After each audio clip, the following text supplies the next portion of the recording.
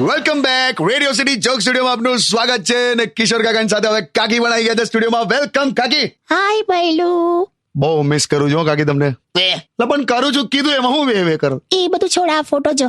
કોણ છે આટલો ક્યુટ ટેણીયો? કોણ છે આ? છે ને મારા ઘરની સામે પેલી સંગીતા રહે છે ને, એનો બાબો છે. શું નામ છે એનું? ડિપ્લોમા.